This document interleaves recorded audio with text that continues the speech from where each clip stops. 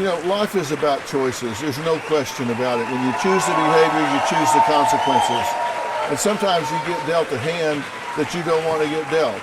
And I understand where Dylan is coming from. Nobody wants to be an epileptic. Nobody wants to be having seizures. But when you are given tools, rebelling, being defiant, being oppositional doesn't help. At some point, you got to say it is what it is. My daughter Amanda is madly in love with Dylan. Unfortunately, he is a severe epileptic. The problem is he doesn't keep his epilepsy under control. Dylan, you gotta calm down. Dylan, please. I'm sure that he's had up to 400 seizures. I probably called the paramedics 50 times this past year. I've taken over the role of being guardian for Dylan.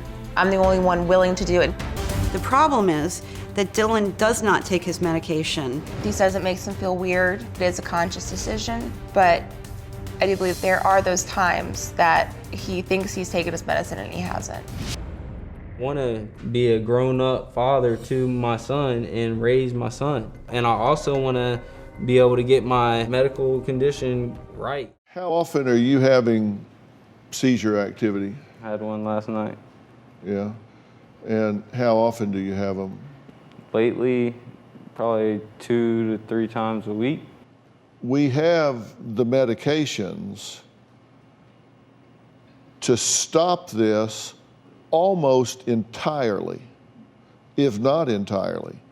These are neurological storms. They're electrical storms in the brain.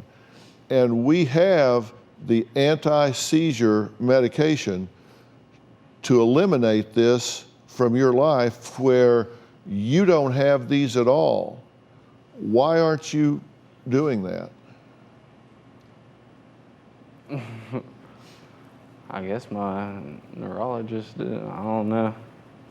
I have no idea, to be honest with you. For a little bit, I wasn't taking my medicine as needed to at first. I stopped taking it, and I thought I would be fine just not taking my medicine. Then I started having seizures more.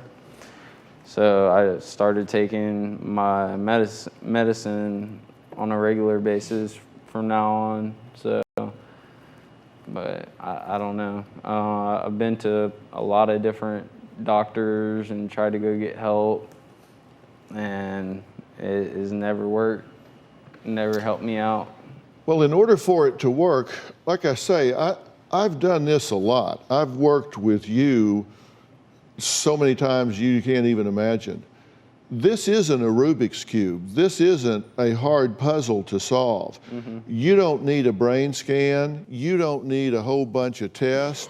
You need to do one thing, and that is comply with a well-researched, well-defined medical regimen.